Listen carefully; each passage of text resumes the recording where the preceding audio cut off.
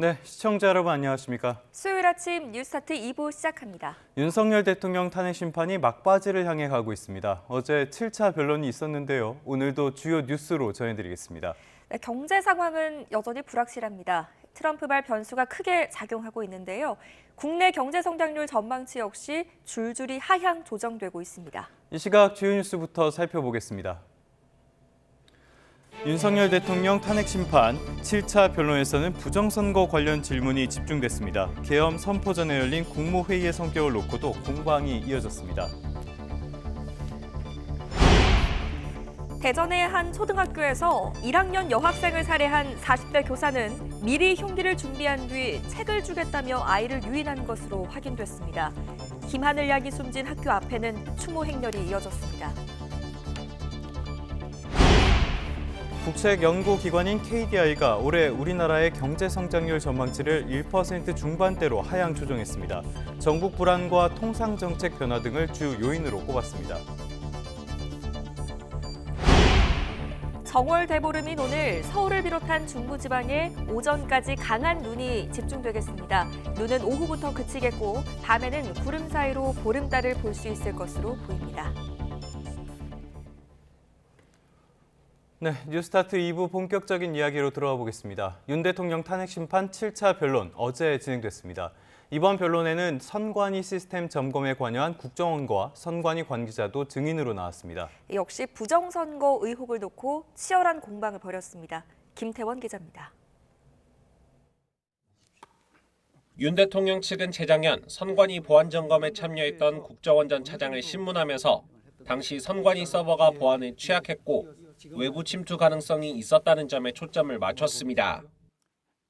심지어 카페에 앉아서 선거망을 주무를 수 있었다고 보고서에 나오죠? 네, 그렇습니다. 이 밖에도 선관위 고위직 자녀들의 채용 비리 의혹을 들며 선거 부정이 있더라도 조직의 폐쇄성 때문에 감췄을 것이라는 주장을 펼치기도 했습니다. 유사한 방식의 폐쇄성이 작동했을 거라고 추정하는 편이 일반 경험에 부합하는데요. 제도 개선이 다 됐습니다. 국회 측은 보안 취약점이 존재했을 수는 있지만 부정선거는 없었고 선거 부정이 이루어지는 것은 현실적으로 불가능하다고 반박했습니다.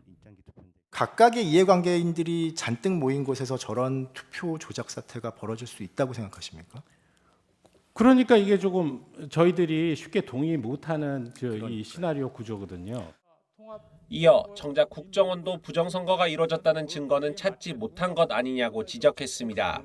수많은 사람들의 눈을 피해서 그 해킹한 어떤 데이터에 맞추어서 실물 투표지를 바꿔치기 해야 되는 것 같은데요. 이게 현실적으로 가능합니까?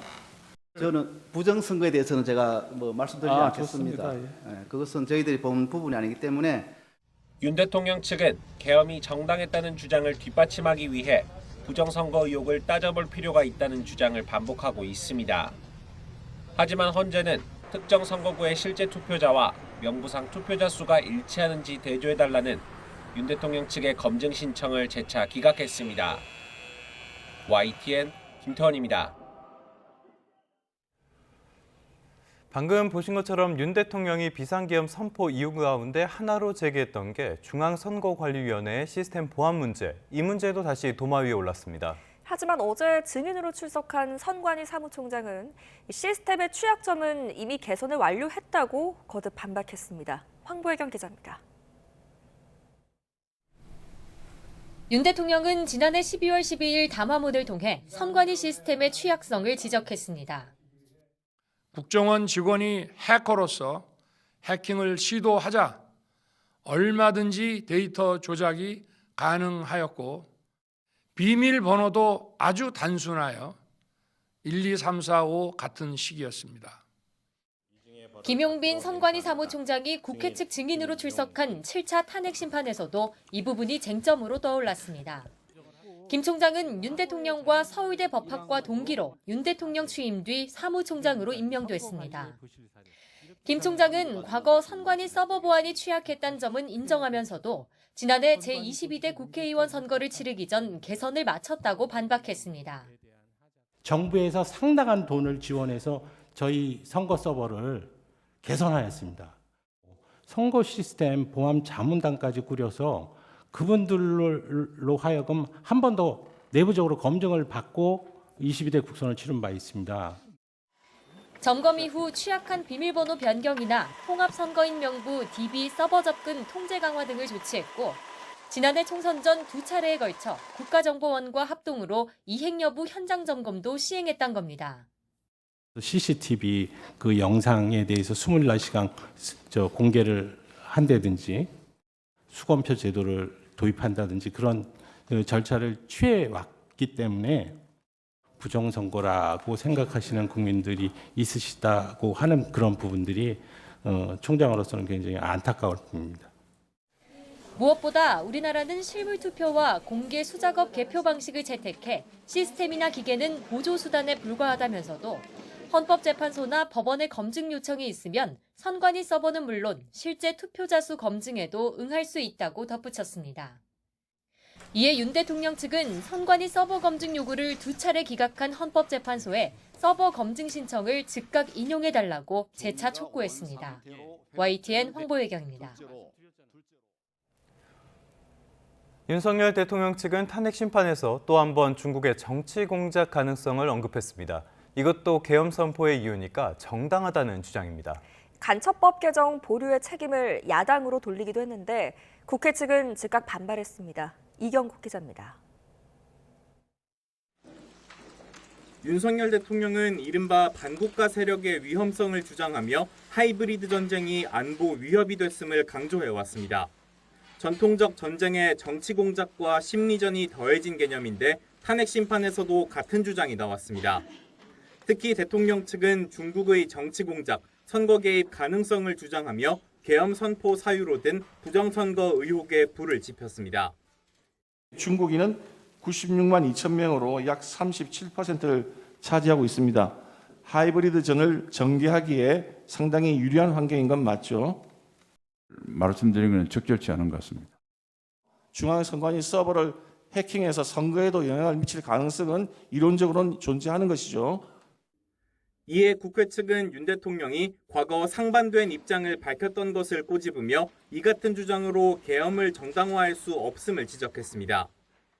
현지 언론과의 서면 인터뷰에서 한국은 미중 양국과 긴밀히 협력해 나가겠다 이렇게 말씀을 하시면서 윤 대통령 측이 민주당의 방해로 간첩 처벌을 위한 법 개정이 어렵다고 주장하자 국회 측이 거세게 반발하기도 했습니다. 수기 과정을 거치자라고 해서 지금 보류되어 있는 상태지 야당이 결코 막았거나 이것이 간첩죄가 무산됐다거나 한 일이 없습니다.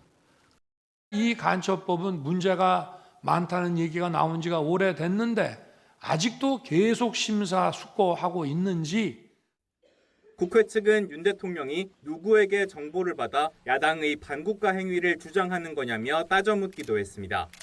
YTN 이경국입니다. 저희도 최근에 전해드린 소식인데요. 헌법재판소 내란 혐의 피의자들의 검찰 조사 역시 탄핵 심판의 증거로 채택했습니다. 그러자 윤석열 대통령이 직접 나서서 반발하기도 했습니다. 장하영 기자입니다. 헌법재판소가 7차 변론기일에서 12.3 비상계엄에 관한 군 지휘부의 검찰 조서를 탄핵 심판의 증거로 채택했습니다. 진술 과정에 변호인이 입회하고 그 변호인이 진술 과정에 아무런 문제가 없다고 확인한 조서로서 절차적 적법성이 담보되므로 증거로 채택합니다. 그러자 윤석열 대통령이 직접 발언 기회를 얻고 이의를 제기했습니다. 여러 기관들이 그냥 달려들어서 중구난방으로 조사를 하고 조서에 기재되어 있는 내용하고 우리가 실제로 여기서 증언을 들은 거하고 너무나 거리가 많이 벌어진 것을 윤 대통령 측은 공판 중심주의와 배치된다며 검찰 조서 증거 채택에 계속 반발해왔습니다. 그러자 헌재는 탄핵 심판에서 형사소송법을 준용한다는 헌재법 40조 1항의 선례를 변화 없이 유지하겠다고 재차 설명했습니다. 탄핵 심판이 헌법재판이라는 사정을 고려해서 형사소송법상의 전문 법칙을 완화해서 적용해 왔습니다. 다만 증거의 신빙성은 평의에서 논의하겠다는 입장입니다. 국회 측은 이와 함께 윤 대통령 본인의 형사 기록을 검찰이 아직 회신하지 않고 있다며 재판부에 독촉을 요청했습니다. 윤 대통령 측도 국회에 출동한 수방사 소령의 검찰 진술 내용은 일부만 떼어 증거로 내밀었다가 전문을 모두 제출하라는 국회 측 요구에 마지못해 따르기도 했습니다. YTN 장하영입니다.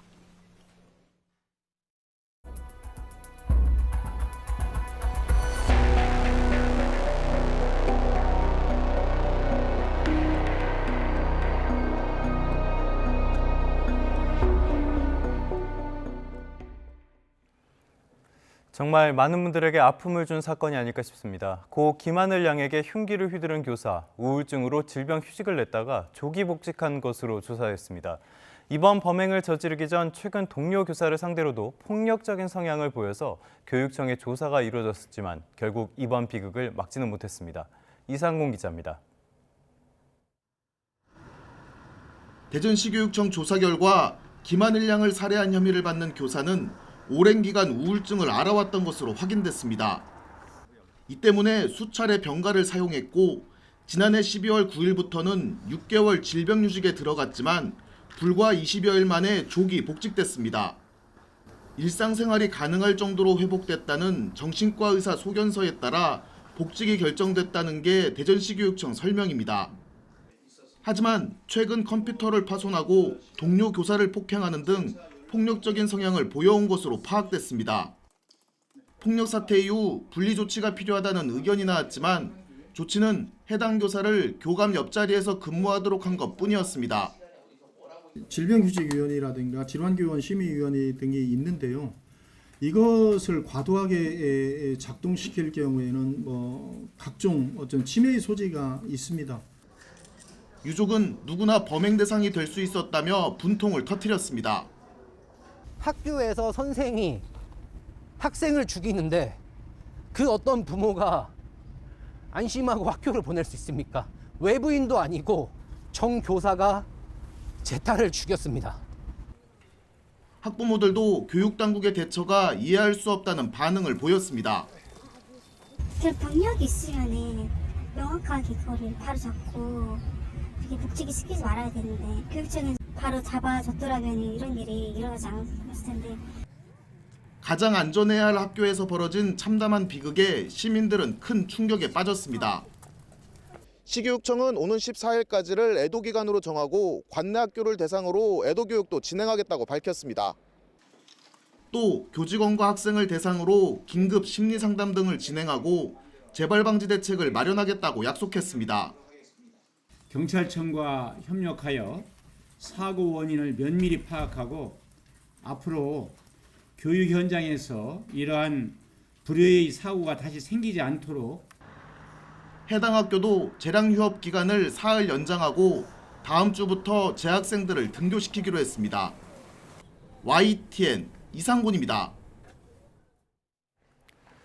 보고 계시는 분들의 심경도 지금 인터뷰하신 분들이랑 비슷할 것 같습니다. 이번 사건과 관련해서 최상목 대통령 권한대행 깊은 애도를 표하면서 철저한 조사와 함께 재발 방지책 마련을 지시했습니다. 여야도 한 목소리를 내면서 가장 안전해야 할 학교에서 이런 비극이 벌어졌다며 진상규명과 관련 대책을 촉구했습니다. 이종구 기자입니다. 최상목 대통령 권한대행은 국무회의에서 대전 초등학생 사망 사건에 깊은 애도를 표하며 유가족께 깊은 위로의 말씀을 드린다고 말했습니다. 그러면서 학교는 가장 안전해야 할 공간이기에 더욱 안타깝고 마음이 아프다고 전했습니다. 최상목 대행은 교육부와 관계기관에 이번 사건을 철저히 조사하고 다시는 이와 같은 일이 발생하지 않도록 필요한 대책을 마련하라고 지시했습니다. 신학기가 얼마 남지 않았는데 우리 학생들이 안전한 환경에서 생활할 수 있도록 점검해 주시기 바랍니다. 정치권은 이번 사건이 가장 안전해야 할 학교에서 발생했다는 점을 강조하며 이번 사건의 진상규명과 재발 방지책 마련을 한 목소리로 촉구했습니다. 국민의힘은 어린 초등학생이 학교에서조차 보호받지 못한 채 희생됐다는 사실이 참담하다며 땜질 처방이 아닌 근본 대책을 강조했습니다. 학교 내 안전관리 시스템을 전면적으로 재검토하고 아이들의 안전을 보장할 실질적인 개선책을 마련해야 합니다. 더불어민주당은 학교는 아이들이 보호받을 수 있는 가장 안전한 장소가 돼야 한다며 신속한 수사와 엄중한 처벌을 당부했습니다. 어떠한 이유로도 변명할 수 없습니다. 학교에 대한 믿음이 걸린 문제라는 점을 수사기관과 관계기관은 명심하기 바랍니다. 진보당은 학교조차 안전하지 않다는 국민의 불안과 염려를 정부는 비상하게 여겨야 한다고 강조했습니다. YTN 이종구입니다. 네, 계속해서 날씨 소식 알아보겠습니다. 오늘 아침에 중서부와 남부 내륙에 강한 눈이 쏟아지면서 출근길에 미끄럼 사고에 특히 주의하셔야겠습니다. 또 오늘 보름달은 중부를 중심으로 구름 사이로 볼 수 있겠는데요. 기상캐스터 연결해서 자세한 날씨 알아보겠습니다. 이혜민 캐스터. 네, 상암동 야외 스튜디오에 나와 있습니다. 네, 지금 서울에 눈입니까, 빕니까, 뭐가 내리고 있네요. 네, 그렇습니다. 서울도 1시간 전에는 진눈깨비가 내렸는데 지금은 점점 눈발이 굵어지고 있습니다. 앞으로는 눈이 더 강하게 내릴 텐데요. 오늘 오전까지 서울을 비롯한 중서부 지역과 남부 내륙에 시간당 1에서 3cm의 매우 강한 눈이 쏟아지겠습니다. 출근 시간에 집중되기 때문에 오늘은 평소보다 서둘러서 나오셔야겠고요. 보행자와 운전자 모두 미끄럼 사고를 조심하셔야겠습니다. 현재 레이더 영상을 보면 전국 대부분 지역이 눈비구름의 영향을 받고 있습니다. 현재 호남 동부와 경남 서부 지역에 대설주의보가 내려져 있고요. 중부지방은 경기도 파주, 그리고 강원도 철원과 화천에 내려져 있습니다. 앞으로 특보는 중부를 중심으로 확대 발령되겠습니다. 오늘 중부지방을 중심으로는 최고 8cm, 경기 동부와 영서에는 10cm가 넘는 많은 눈이 오겠고 남부 내륙에도 최고 5에서 7cm가 내려 쌓이겠습니다. 남부지방은 주로 비가 올 텐데요. 제주 산간은 60mm 이상, 경남과 전남에는 최고 30에서 40mm가 예상됩니다. 눈과 비는 오늘 오후에 서쪽 지역부터 차츰 그치겠습니다. 지금은 눈이 오는 지역에서도 낮 동안 기온이 오르면 진눈깨비나 비로 바뀌어 내리겠습니다. 기온이 낮은 지표면에서는 도로 살얼음이 생기니까요. 조심히 이동해야겠습니다. 늦은 오후에는 눈비가 대부분 잦아들며 오늘 보름달은 중부를 중심으로 구름 사이로 볼 수 있겠습니다. 서울의 경우 오후 5시 46분에 달이 뜨겠고요. 가장 둥근 달은 10시 53분에 감상할 수 있겠습니다. 현재 기온은 서울이 2.1도, 대구가 0.8도를 보이는 등 대부분 영상권을 보이고 있습니다. 오늘 낮에는 중부지방이 5도 안팎을 보이겠고 남부지방은 10도 안팎까지 오르겠습니다. 추위 걱정은 없겠습니다. 다만 수도권 지역은 초미세먼지 농도가 높게 나타나니까요. 호흡기 약한 분들은 마스크 챙겨서 나오셔야겠습니다. 지금까지 YTN 이혜민입니다.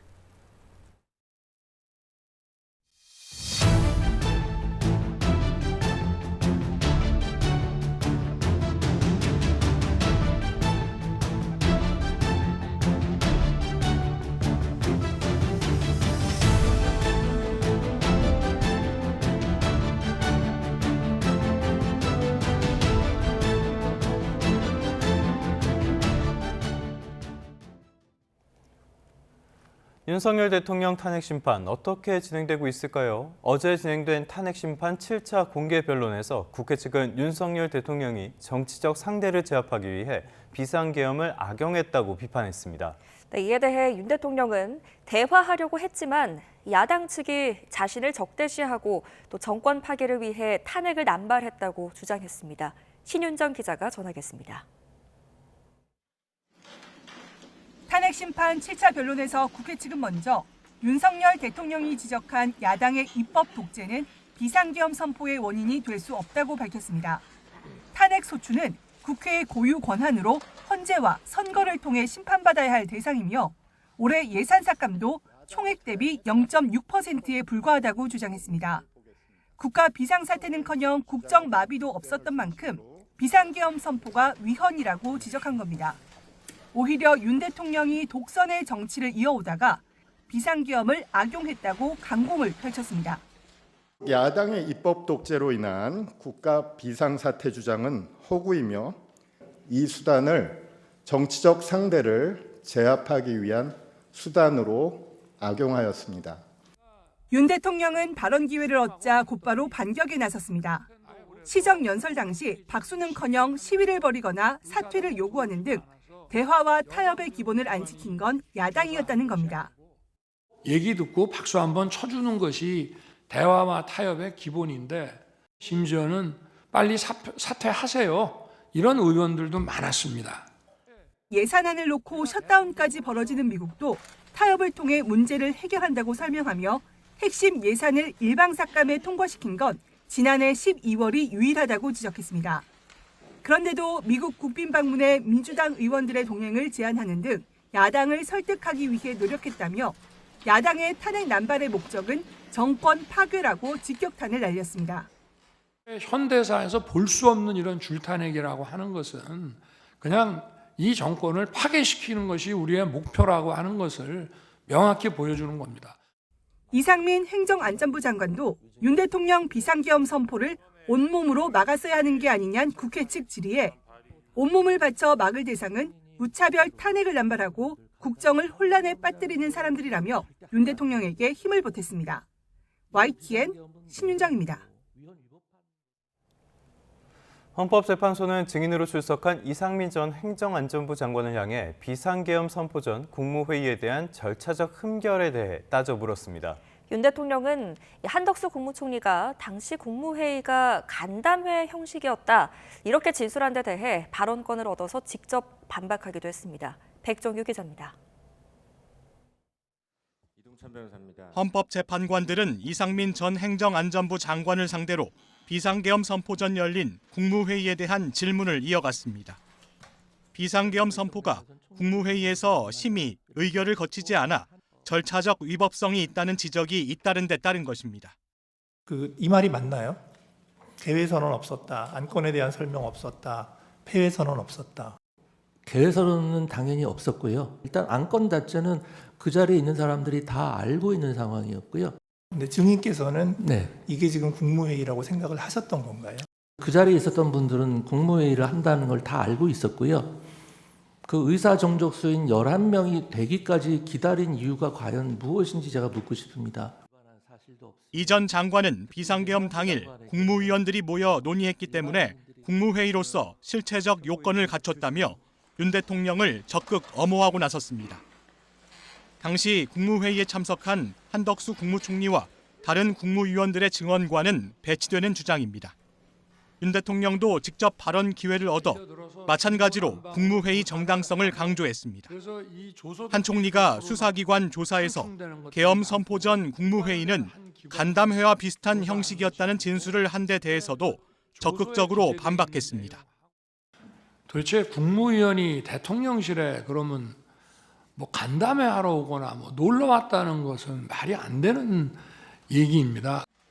또 국무회의 문서에 국무위원들의 부서, 즉 서명 절차가 생략된 것과 관련해서는 보완이 필요한 행위에 대해서는 사후에 전자결제로 할 수 있다고 생각한다고 덧붙였습니다. YTN 백종규입니다. 또 다른 증인이죠. 신원식 국가안보실장. 윤 대통령이 지난해 초부터 비상한 조치를 언급했다고 증언했습니다. 윤 대통령 측은 당시의 국제외교 상황의 답답함과 어려움을 언급하면서 계엄의 정당성을 강조했습니다. 김주영 기자가 보도합니다. 신원식 국가안보실장은 윤석열 대통령 탄핵 심판 7차 변론기일에 증인으로 나와 삼청동 대통령 안가에서의 회동 상황을 자세히 진술했습니다. 윤석열 대통령이 신 실장, 김영현 당시 경호처장, 조태용 국정원장 등과 함께 모인 만찬 자리에서 이미 비상한 조치를 언급했다는 겁니다. 윤 대통령의 검찰 공소장에도 등장했던 내용입니다. 정상적인 정치 상황으로 가기 굉장히 어려워졌다 언급하면서 비상한 조치를 해야 하지 않겠느냐라고 발언하였죠. 네, 정확한 워딩은 기억나지 않은데 그런 취지의 말씀이 있었던 것으로 기억합니다. 신 실장은 윤 대통령에게 적절하지 못하다며 좋은 해결책은 아니라고 밝혔고 윤 대통령은 화제를 돌린 것으로 전해졌습니다. 또 신 실장은 이런 말을 다른 이들에게 하지 않도록 전해달라는 말까지 당시 경호처장에게 남겼다고 밝혔습니다. 가서 무슨 얘기했나요? 식사 끝나고 대통령님과 국정원장은 이제 따로 복귀하셨고 아까 대통령 하신 말씀이 화제에 올랐고 그래서 대통령께서 그런 말씀은 아무리 술자리라도 사람들한테 하는 게 좋지 않겠다 이런. 윤 대통령 측은 비상한 조치 관련 언급이 가볍게 지나가는 발언이 아니냐고 물었고 구체적이지도 않았다고 강조했습니다. 대통령의 이런 발언은 식사 도중에 그냥 지나가듯이 툭 던진 말씀인 거죠, 그죠? 네, 그렇습니다. 이어 국제정세, 안보 우려 등을 언급하며 비상조치의 정당성을 강조하는데도 힘을 쏟았습니다. 안가 회동 발언들의 경중을 두고 양측이 갈리는 가운데 다음 변론기일에 진행될 조태용 국정원장의 신문에서도 쟁점이 될 전망입니다. YTN 김주영입니다. 어제까지 윤석열 대통령은 헌법재판소에 5차례 직접 출석했습니다. 이번에도 역시 헌법재판소 주변에는 탄핵 찬반 양측이 모여서 각자의 목소리를 높였습니다. 우종훈 기자가 보도합니다. 아침 8시 32분 윤석열 대통령이 탄 파란색 호송차가 경호 차량과 함께 서울구치소를 줄줄이 빠져나옵니다. 오전 10시 탄핵 심판 변론 시작에 맞춰 이른 아침 구치소를 나선 겁니다.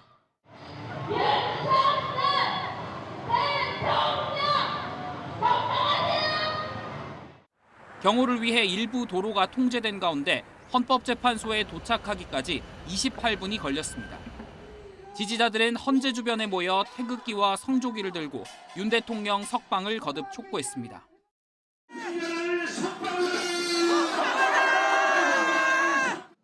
저녁부터는 탄핵 찬성 측도 집결해 윤 대통령이 헌재에서 거짓 주장을 이어가고 있다며 비판했습니다. 대란숙의 우두머리 윤석열을 파면하라! 경찰은 기동대 45개 부대를 배치하고 안전 펜스와 차벽을 설치해 양측 충돌에 대비했습니다. 변론 기일이 종료되기 전 퇴장한 윤 대통령은 오후 6시 46분 구치소를 나선 지 10시간 만에 다시 복귀했습니다. YTN 우종훈입니다. 내란 사건을 심리하는 서울중앙지방법원 형사 25부 새 사건 배당을 중지하면서 심리에 속도를 내고 있습니다. 최근 중앙지법에서는 재판부 증설 논의도 이뤄졌는데 기존 형사 25부가 담당하고 있던 사건들을 신규 재판부에 넘길 가능성까지 제기됩니다. 김다현 기자가 단독 취재했습니다. 사실상 비상계엄 사태 전담 재판부로 운영되고 있는 서울중앙지방법원 형사합의 25부. 내란 혐의로 구속 기소된 윤석열 대통령은 물론 김용현 전 국방부 장관, 조지호 경찰청장 등 주요 인물들 사건이 몰려 있습니다.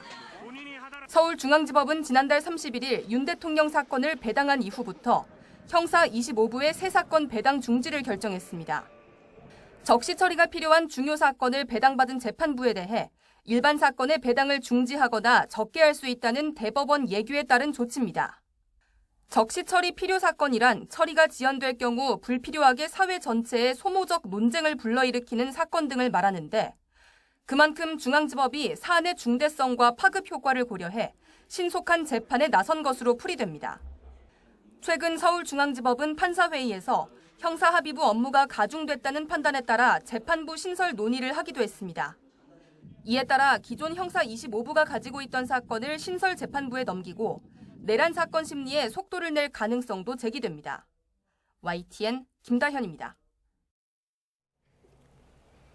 국가인권위원회가 윤석열 대통령 방어권 보장 안건을 일부 수정해서 통과시켰죠. 이걸 두고 내부에서도 거센 반발이 나오고 있습니다. 일부 위원들은 해당 안건이 인권위의 사명에 어긋난다며 의결 철회와 또 안창호 위원장의 사퇴를 촉구하고 나섰습니다. 이현정 기자가 보도합니다.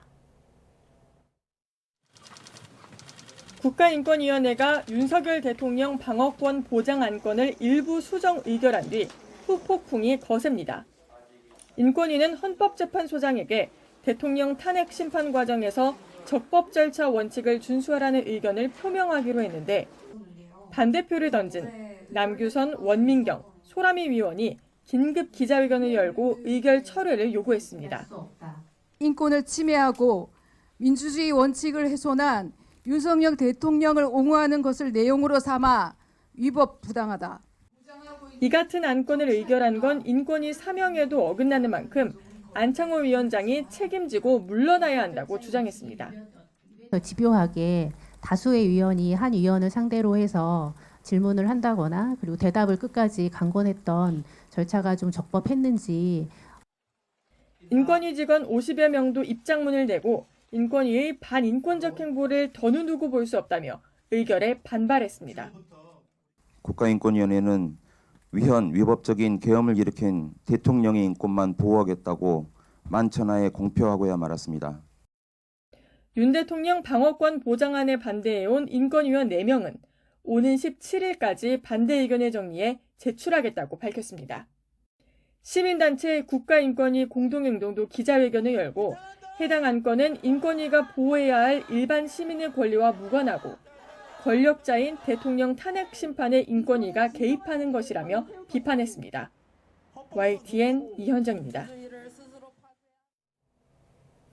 보수단체가 오는 주말 광주에서 윤석열 대통령 탄핵 반대 집회를 예고했습니다. 그런데 이 장소가 다름 아닌 전두환 신군부의 비상계엄 전국 확대에 맞서서 광주 시민이 일어난 곳입니다.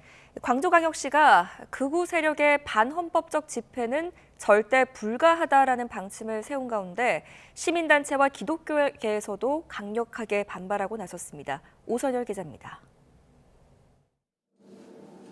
지난 주말 대구에서 대통령 탄핵 반대 집회를 연 보수단체가 오는 15일 광주 금남로에서도 집회를 예고했습니다.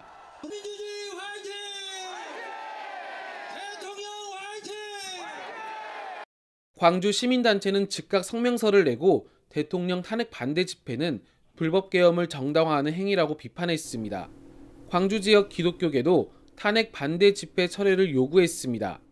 기독교의 지도자들이 반기독교적인, 반성경적인 완전히 극우의 어떤 정치 지도자들이나 할 수 있는 얘기를 기독교의 이름으로 기도회에서 그런 얘기를 한다는 것에 대해서 크게 우려를 하고 45년 전 5.18 민주화 운동을 촉발한 것은 정권 찬탈에 눈이 먼 전두환 신군부의 비상계엄 전국 확대. 그런데 탄핵 반대 집회 예정 장소가 계엄군의 무자비한 총칼에 광주 시민이 쓰러져간 바로 그곳입니다. 통상적으로 집회 신고는 관할 경찰서에서 승인을 결정합니다. 하지만 이곳 5.18 민주광장은 1980년 5월 시민들이 계엄군에 맞서 항쟁한 5.18 사적지로 분류돼 광주광역시의 승인을 받아야 집회가 가능합니다. 광주광역시는 주최 측이 내란을 동조하는 반헌법, 반민주주의 세력이라며 집회를 허용하지 않을 수 있는 5.18 정신계승 조례가 있다고 밝혔습니다. 또 이미 같은 날 집회를 신고한 단체도 있어 5.18 광장 사용은 불가능하다고 못 박았습니다. 헌법 질서와 민주적 가치를 지켜내기 위해 싸울 것입니다. 반헌법, 반민주주의 집회를 허용하지 않을 것이며 충돌을 유발하고 사회 혼란을 초래하는 집회를 강행하는 극우는 타협의 대상이 될 수 없습니다. 하지만 보수단체 측이 집회를 강행할 경우 탄핵 찬성 측과 물리적 충돌이 생기지 않을지 우려가 커지고 있습니다. YTN 오선일입니다. 더불어민주당을 비롯한 야권이 윤 대통령 부부의 공천 개입 의혹을 수사하기 위한 명태균 특검법을 발의했습니다. 국민의힘은 보수를 괴멸시키기 위한 정치 공세라며 반발했습니다. 홍민기 기자입니다. 공천 개입 의혹을 받는 명태균 씨 등 관련자들을 수사하기 위한 명태균 특검법이 민주당 등 6개 야당 공동으로 발의됐습니다. 명 씨가 윤석열 대통령 부부에게 불법 여론조사 결과를 제공하고 그 대가로 김영선 전 의원의 공천을 받아냈다는 의혹과 국정에 개입해 창원 국가산단 선정 등 정보를 빼돌렸다는 의혹 등이 핵심 수사 대상입니다. 우리는 명태균 관련한 수많은 내용들이 불법 비상계엄의 트리거가 되었다 이렇게 판단하고 있습니다. 특검법은 명 씨의 선거 개입 의혹 등에 특검이 인지한 사건도 추가 수사할 수 있도록 했는데 명 씨와 연루됐다는 의심을 받는 홍준표 대구시장과 오세훈 서울시장 등 여권 대선 주자들이 수사 대상에 오를 가능성도 있습니다. 구속된 명 씨까지 특검을 환영한다며 정치권의 추악한 뒷모습을 국민이 알아야 한다고 강조했습니다. 반면 국민의힘은 명태균 특검법을 보수 괴멸 특검법으로 규정하고 거세게 반발했습니다. 검찰 수사가 이미 상당히 진행됐는데도 명 씨와 옷깃이라도 스친 여권 인사들을 모두 수사하겠다는 거냐고 날을 세웠습니다. 명태균과 민주당이 협작이 시작된 것은 아닌지 의심스러울 뿐입니다. 이제 합을 맞춰 정치 공세라도 시작하려는 것입니까? 이미 수차례 제2요구권이 행사된 김건희 여사 특검법을 포장지만 바꿔 다시 추진하려는 거냐며 특검 금단 현상이 나타난 거냐고도 비꼬았습니다. 명 씨와 여권 인사들 사이 관련성이 있었다면 지금까지 검찰 수사에서 나오지 않았겠냐며 특검 필요성을 거듭 일축했습니다. 민주당은 이번 달 안에 명태균 특검법을 처리하겠다는 계획이지만 국민의힘은 최상목 대통령 권한대행에게 제2요구권 행사를 건의하는 방안도 적극 검토하고 있습니다. YTN 홍민기입니다. 올해 예산안 거대 야당이 감액해서 단독 처리했죠. 정치권에선 또다시 예산안 감액 공방에 불이 붙었습니다. 네, 이번에는 국내 1호이자 유일한 중증외상 전문의 수련센터가 그 대상이 됐는데요. 여야 모두 서로를 탓하면서 진실 공방이 이어지고 있습니다. 임성재 기자가 취재했습니다. 정부 예산 삭감으로 이달 말 문을 닫을 위기에 처했던 고대 구로병원 중증외상 전문의 수련센터.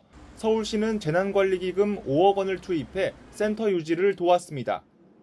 오세훈 서울시장은 지원 결정과 함께 국회 예산심사 과정에서 지원 예산 9억 원이 전액 삭감됐기 때문이라며 사실상 지난해 예산안을 단독 처리한 민주당을 정조준했습니다.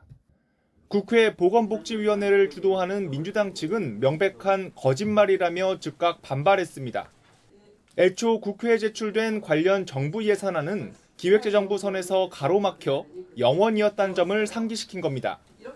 특히 문제를 인식한 상임위가 8억 8천만 원을 되살려 의결했지만 정부 여당의 증액 협상 거부로 끝내 반영되지 못했다는 점도 분명히 했습니다.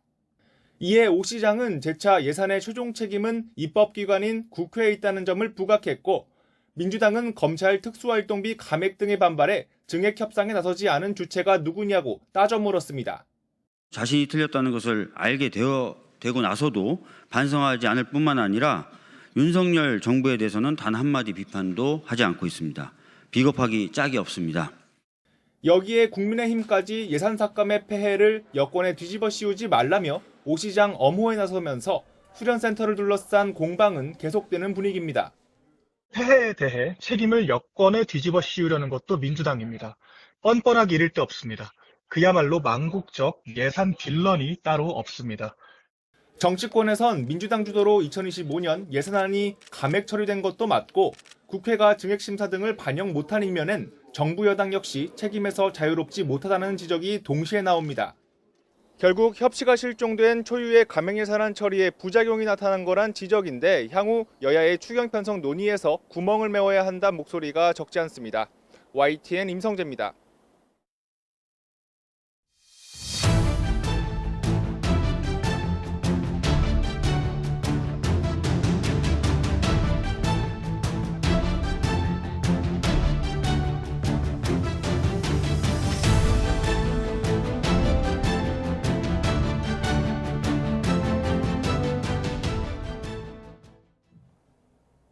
오늘 날씨는 어떨까요? 오늘 중부와 남부지방 일부에 눈이 내리면서 내륙 곳곳에 대설주의보가 내려지기 시작했습니다. 해안가로는 바람도 점차 강해지고 있는데요. 취재기자 연결해서 날씨 상황 알아보도록 하겠습니다. 정혜윤 기자. 네, 과학기상부입니다. 네, 먼저 눈 상황부터 알아보겠습니다. 지금 눈이 어느 지역에 내리고 있습니까? 네, 새벽부터 눈구름이 발달해 들어오면서 남부에 이어서 중부 서해안과 경기 북부 지방으로도 눈이 시작된 상태입니다. 레이더 화면부터 보시면 이 서해상에서부터 내륙으로 발달한 비구름이 형성돼서 유입되고 있는 모습인데요. 현재 중부 지방은 눈이, 또 남부는 눈비가 섞여 내리고 있고 해안 지역으로는 초속 15m 이상의 습관 돌풍이 불고 있습니다. 오늘은 북서쪽에서 찬 공기를 동반한 대륙 고기압이 확장하고 또 남서쪽에서 온난 다습한 성질의 저기압이 들어오면서 두 공기가 부딪히는 중부와 일부 내륙에 오전까지 시간당 1에서 3cm 정도의 다소 강한 눈이 내리는 곳이 있겠습니다. 또 대기 불안정이 심해지면서 바람도 강해질 것으로 보입니다. 출근길 미끄럼 사고와 해안가 주변에서는 돌풍 피해에도 유의해 주시기 바랍니다. 경기도 파주와 인천 강화, 호남 동부, 경남 일부 지역에 오늘 오전 5시 이후부터 대설주의보가 내려졌고요. 이 지역에는 1에서 3cm가량의 눈이 내려서 쌓여 있습니다. 앞으로 대설특보는 서울 등 수도권과 강원도 그리고 충북 북부와 경북 북부 지역으로 더 확대할 가능성이 있습니다. 오늘 경기 동부와 강원도에는 최고 10cm 이상의 눈이 더 내리겠고요. 서울 등 그밖의 중부지방으로도 3에서 최고 8cm가량의 눈이 예상됩니다. 남부지방에는 1에서 5cm의 눈이 내리겠습니다. 이번 눈은 출근길 주로 집중되다가 오전 중에 진눈깨비로 오후에는 비로 바뀌어 내리겠습니다. 이후 오후 늦게부터는 수도권을 비롯한 중부지방부터 점차 그칠 전망입니다. 네, 출근길에 미끄럼 사고 정말 주의하셔야겠습니다. 오늘이 정월 대보름인데요. 밤에 대보름 맞이 달맞이 행사 가능한 겁니까? 네, 예상대로 이 눈비가 그치기만 한다면 중부지방에서는 밤사이 구름 사이로 정월대보름 달맞이가 가능할 것으로 보입니다. 다만 오늘 비가 그친 뒤에 일시적으로 찬 공기가 남아할 것으로 보이기 때문에 밤사이 다소 공기가 차가워지겠습니다. 또 비가 그쳐도 도로에 살얼음이 생겨서 미끄러울 수 있으니까요. 이 달맞이 가실 때는 이 따뜻한 옷차림과 교통 안전에 유의를 해주셔야겠습니다. 오늘 밤 정월 대보름달은 서울에서 오후 5시 46분에 떠오르겠고 가장 둥근 달은 전국에서 밤 10시 53분에 볼 수 있을 전망입니다. 지금까지 과학기상부에서 YTN 정혜윤입니다. 대전의 한 초등학교에서 8살 김하늘 양을 살해하고 자해를 시도한 40대 교사 A씨는 짜증이 나서 범행을 했고 범행 도구도 미리 준비했다고 진술한 것으로 확인됐습니다. 대전 서부경찰서는 브리핑에서 A 교사가 복직 뒤 3일 만에 짜증이 났다, 수업에 들어가지 못하게 했다고 진술했다고 밝혔습니다. A씨는 또 2018년도부터 우울증 치료를 받았고 휴직 중에 극단적인 선택을 생각한 적이 있다면서 범행 당일 학교 근처 마트에서 흉기를 샀다고 진술했습니다. 이어서 어떤 아이든 상관없다는 생각으로 범행 대상을 물색했고 마지막에 하교하는 학생을 노렸다고 말했습니다. 경찰은 A씨의 진술을 토대로 흉기 구입 내역 등의 진술의 신빙성을 확인하고 있습니다. 들으신 것처럼 학교에서 교사가 학생을 흉기로 찔러 숨지게 한 사건이 발생하면서 교육부는 오늘 시도교육감 긴급 회의를 소집했습니다. 학교 안전 강화와 함께 정신질환이 있는 교원을 제대로 심의할 수 있는 방안이 논의될 것으로 보입니다. 염혜영 기자입니다. 이주호 부총리 겸 교육부 장관은 교사가 휘두른 흉기에 목숨을 잃은 고 김하늘 양 빈소를 찾아 조문했습니다. 애도를 표하며 큰 충격을 받은 유가족을 위로했습니다. 소중한 자녀를 믿고 맡기셨는데 충격적인 일이 발생하여 형언할 수 없는 참담함을 느낍니다. 교육가족을 대표하여 전국의 모든 학부모님께 사죄드립니다. 계획했던 일정을 모두 취소하고 설동호 대전 교육감을 만나 당시 상황도 파악했습니다. 오늘은 전국 17개 시도 교육감을 모아 긴급 협의회를 엽니다. 늘봄 학교와 돌봄 교실 등으로 아이들이 학교에 있는 시간이 길어진 만큼 학생들의 안전을 지킬 방안을 논의할 것으로 보입니다. 정신질환으로 업무 수행이 어려운 교사에 대한 처분도 포함될 전망입니다. 현재는 시도교육청이 질환교원심의위원회를 개최해 교육감 자체 처리, 직권휴직 심의 회부 등을 권고할 수 있습니다. 하지만 법령이 아닌 시도교육청 행정규칙이기 때문에 강제성이 떨어집니다. 교사가 단 1회에 한해서 휴직을 한 상태였기 때문에 저희들이 질병휴직심의위원회를 개최할 해당 사유는 없었습니다. 대전교육청의 경우 최근 3년 동안 위원회가 열린 적이 한 번도 없었고 서울에서도 지난 2021년 이후 개최되지 않은 것으로 확인됐습니다. 교원 단체들도 잇따라 애도를 표한 가운데 서울교사노동조합은 문제를 일으키는 교원에 대해서는 교육청이 적극적으로 개입해야 한다고 주장했습니다. YTN 염혜원입니다.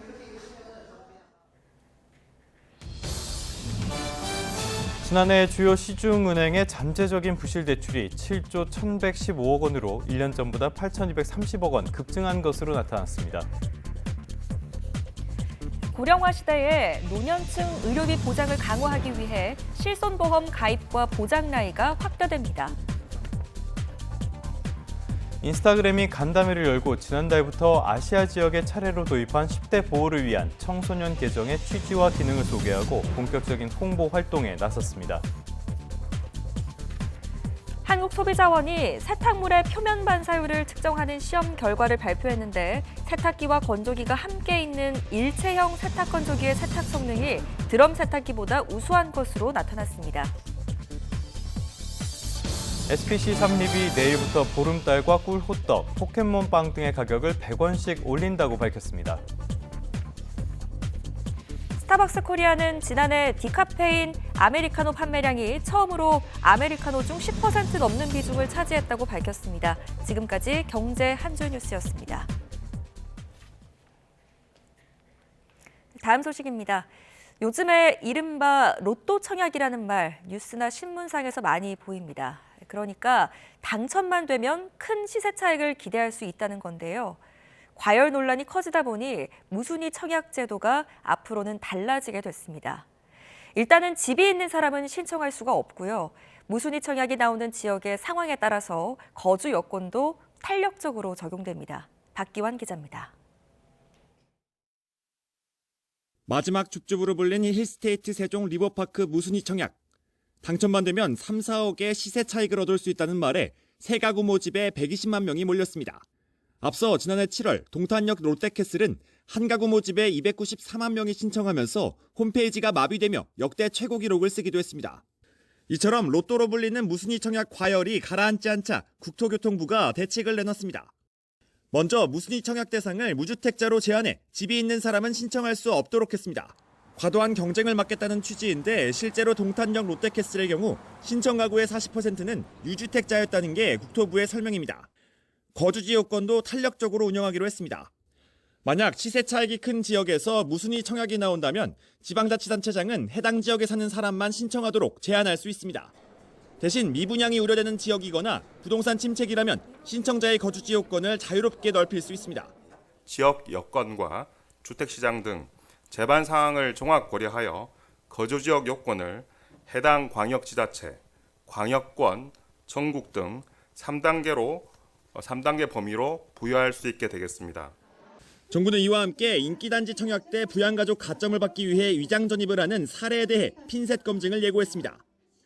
기존에는 가족관계증명서나 주민등록 등초본을 제출하는 것으로 끝났지만 앞으로는 최대 3년간의 병원과 약국 이용 내역을 들여다볼 계획입니다. 무주택 청약 개선 방안은 상반기 안에 시행될 예정입니다. YTN 박견입니다. 자신의 처담에 대한 수백억 원대 부당대출에 관여한 혐의를 받는 손태승 전 우리금융지주 회장이 첫 재판을 받았습니다.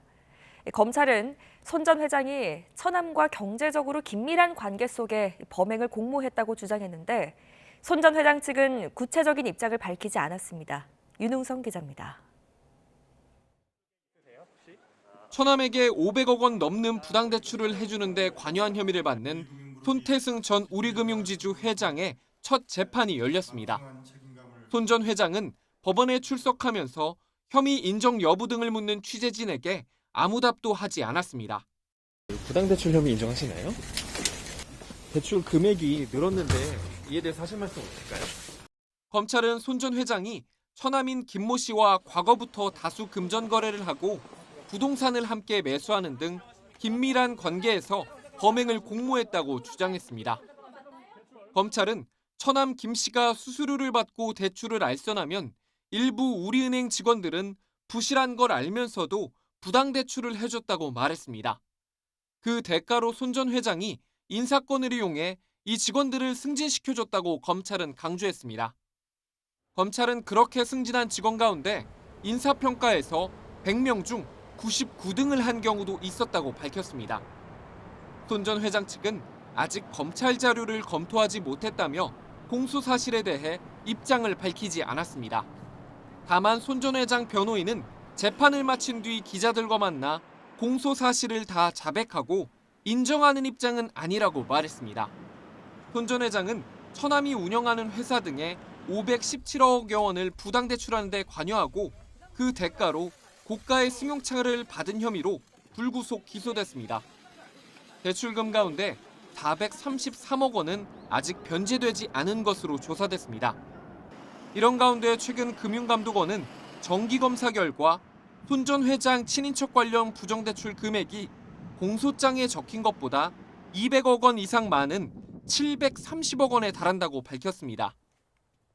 이 가운데 451억 원은 임종룡 현 우리금융 회장 취임 이후 취급됐다고 말했습니다.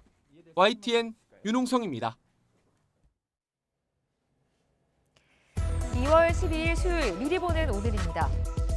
이재명 더불어민주당 대표의 공직선거법 위반 혐의 항소심 3차 변론 기일이 오늘 열립니다. 서울고등법원은 오후 2시 이 대표의 공직선거법 위반 혐의 3차 변론 기일에서 이 대표 측이 신청한 성남시청 공무원 이모 씨 등에 대한 증인 신문을 진행합니다. 헌법재판소는 오늘 최재해 감사원장 탄핵 심판 변론 기일을 진행합니다. 앞서 헌재는 국회 측이 신청한 증인 가운데 김태우 감사원 산업금융감사국장과 김숙동 특별조사국장 등 2명을 증인으로 채택했습니다. 이주 보총리 겸 교육부 장관은 오늘 오후 전국 17개 시도교육감과 대전 초등생 피살 사건과 관련한 대책을 논의합니다. 시도교육감 긴급협의회에서는 철저한 진상조사와 함께 안전한 교육 환경을 조성하기 위한 근본 대책 마련을 논의할 예정입니다. 명품 브랜드 가격 줄줄이 오르고 있습니다. 업계에 따르면 프라다는 오늘부터 대다수 제품의 가격을 5% 정도 올릴 것으로 알려졌는데요. 통상 명품 브랜드들은 연초에 가격 인상을 단행하는데 지난달부터 에르메스의 주요 제품의 평균 가격이 10% 올랐고 또 샤넬과 루이비통도 일부 핸드백의 가격을 올린 것으로 확인됐습니다. 지금까지 미리 보는 오늘이었습니다. 지난 2022년에 있었던 일입니다. 현장 체험학습을 갔던 초등학생이 주차하던 버스에 치여 숨진 사고가 있었습니다. 과실치사 혐의로 재판에 넘겨진 담임교사에게 유죄가 인정돼서 금고형의 집행유예를 선고받았는데요. 교육계가 강하게 반발하고 있습니다. 홍성욱 기자입니다. 지난 2022년 초등학교 현장체험 학습 중 발생한 사고. 줄 맨 뒤쪽에 있던 학생을 버스가 이동하는 과정에서 들이받았고 끝내 숨졌습니다. 사고 2년 3개월 만에 내려진 1심 선고. 재판부는 담임교사 A씨에게 금고 6개월에 집행유예 2년을 선고했습니다. 인솔교사로서 피해 학생이 체험학습 장소에서 안전하게 이동할 수 있도록 주의 의무를 기울이지 않았고 모든 과실을 버스기사에게 있다고 주장하며 범행을 진지하게 반성하지 않는 태도를 보였다며 유죄 선고 이유를 설명했습니다. 교사 측 변호인은 운전자 과실로 발생한 예측 불가능한 사고에 대한 책임을 묻는 것은 부당하다며 무죄를 주장했지만 받아들여지지 않았습니다. 보조인솔교사 B씨에 대해서는 버스에 함께 탑승했다는 이유만으로 교통사고 위험에 대비해야 할 주의 의무가 있다고 보기 어렵다며 무죄를 선고했고 주변을 제대로 살피지 않고 버스를 출발해 학생을 숨지게 한 버스기사 C씨에게는 금고 2년이 선고됐습니다. 재판 직후 전교조와 교총 등 교원단체는 유족에게 깊은 애도를 표한다면서도 교육활동을 위축시키고 교사가 교직을 떠나게 하는 결과를 초래할 것이라며 반발했습니다. 예측 불가능한 사고임에도 예측을 해야 하고 현장 교사가 모든 법률적 책임을 져야 하는 지금의 현장 체험 학습은 지속 불가능합니다. 현재 교사가 금고 이상의 형을 선고받고 확정되면 퇴직 처리됩니다. 체험학습 도중 발생한 학생 사망 사고와 관련해 교사의 형사 책임이 인정된다는 판결. 현장 체험학습 거부 등 교육계의 적잖은 파장이 예상됩니다. YTN 홍성욱입니다. 강원도 강릉의 주상복합 건물 신축 공사 현장 인근 도로가 갑자기 내려앉았습니다. 다행히 인명피해는 없었지만 반복되는 집안 침하로 주민들의 불안감이 커지고 있습니다. 송세혁 기자가 보도합니다. 도로 한가운데가 갑자기 꺼지면서 깊은 구덩이가 생겼습니다. 구덩이는 길이 10m, 폭 5m, 깊이 1m에 이릅니다. 도로와 맞닿은 건물도 곳곳이 갈라지고 부서졌습니다. 이 도로는 원래 건물 입구 바닥과 같은 높이였습니다. 하지만 땅이 내려앉으면서 이렇게 80cm 이상 높이 차이가 생겼습니다. 새벽 시간에 사고가 발생해 인명피해는 없지만 주차된 차량 2대가 파손되고 건물 일부에도 균열이 생겼습니다. 바닥하고 전부 다 떠져 있었고 자가용 있던 자리는 완전히 오물같이 푹 꺼져 있는 상황이었어요. 내려앉은 도로 바로 옆엔 지하 3층, 지상 20층 규모 주상복합 건물 공사가 진행되고 있습니다. 시공사 측은 노후 상수도관이 파손되면서 흙이 쓸려나가 땅이 꺼졌다고 주장합니다. 물이 나오면서 거기에 있던 모래 포설층이 있잖아요. 같이 쓸려나가면서 자원이 터가는 거죠. 하지만 지난해 12월에도 이 공사장 인근 도로가 내려앉고 지하 수위 변동이 심해 공사 중지 명령이 내려졌습니다. 당시 복구 작업 후에도 비슷한 사고가 반복되자 주민들은 불안감을 감추지 못합니다. 깔려지기는 벌써부터 깔려졌죠. 그래서 저 밑에도 깔려져가지고 보수를 했었고. 강릉시는 이번 사고 직후 공사 중지를 명령하고 집안 침하 원인과 추가 붕괴 위험성을 조사한 뒤 공사 재개 여부를 결정할 방침입니다. YTN 송세혁입니다. 사상자 2명이 발생한 액체 화물 터미널 화재 사건도 살펴보겠습니다. 당시에 자칫 옆 탱크로 옮겨 붙을 가능성이 있었는데요. 첨단 소방 장비가 진화에 큰 역할을 해줬습니다. 인근 대기업 정유 공장의 소방대도 진화에 힘을 보탰습니다. 보도에 오태인 기자입니다. 화학 혼합물이 담긴 탱크 위로 불길이 하늘 높은 줄 모르고 치솟습니다. 소방차가 땅에서 헬기가 하늘에서 물을 뿌리지만 불은 꺼질 줄 모릅니다. 2시간 넘게 불길이 지속하자 결국 대용량 방사포가 투입됩니다. 1분에 뿌리는 물의 양만 45,000리터. 일반 소방차 20대 역할을 하는 대형 소방 장비가 투입되자 화마는 금세 꼬리를 내립니다. 160만 리터 인화물질이 들어있던 울산 유류탱크 화재에서 투입 15분 만에 불길은 잡혔습니다. 대형 유류 저장 탱크에 화재가 발생하게 되면 일반적인 소방 장비로 진압은 곤란합니다. 대용량 포 방사 시스템을 이용하여 대량의 포 수용액을 한꺼번에 투하하면서 지식과 냉각으로 진압하는 것입니다. 이번에 불이 난 탱크 바로 옆에는 톨루엔 등 인화성이 큰 물질이 보관됐습니다. 연쇄 폭발로 자칫 재앙으로 이어질 수 있었던 상황. 소방당국은 불을 끄면서 옆 탱크로 불이 옮겨보지 않도록 작전을 펼쳤습니다. 더 많은 거품 소화 용액이 필요했고 화재 현장 인근 대기업 정유공장 거품을 가져와 진화에 사용했습니다. 대형 화재 발생 때 부족한 소방력과 장비를 교환해 재산 피해를 막고자 기관 사이 맺은 협정이 빛을 발했습니다. 석유화학단지 등 국가 산단에서 발생하는 대형 화재 시에는 대기업 자체 소방대의 소방력을 함께 활용하여 화재 초기부터 민간 합동 총력 대응 체계를 구축하고 있어 타 시도에 비해 상당한 효과를 보고 있습니다. 사상자 2명이 있었지만 울산 유나이티드 코리아 터미널 화재 사고는 첨단 소방 장비와 민간의 협력으로 더 큰 피해를 막았습니다. 소방당국은 여러 대형 화재 현장에서 그 성능이 입증된 대용량 방사포 추가 도입을 적극 검토하고 있습니다. YTN 오태인입니다.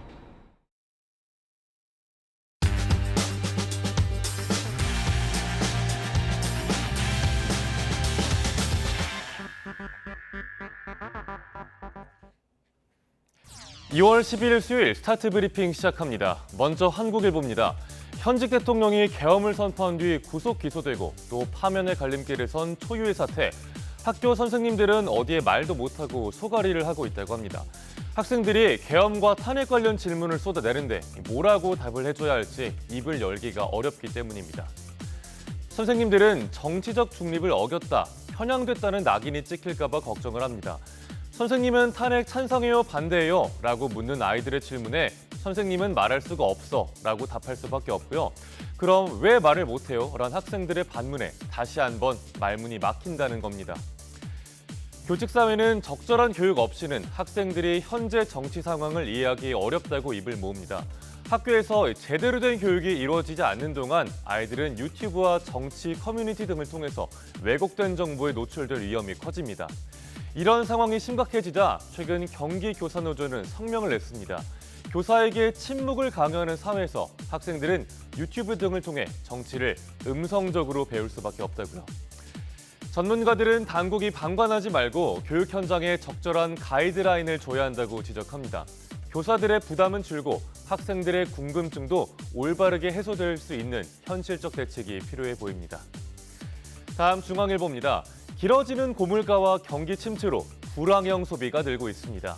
꼭 필요한 데에 최소의 비용만 쓰려고 하는 건데요. 가장 눈에 띄는 건 중저가 뷔페의 부활입니다.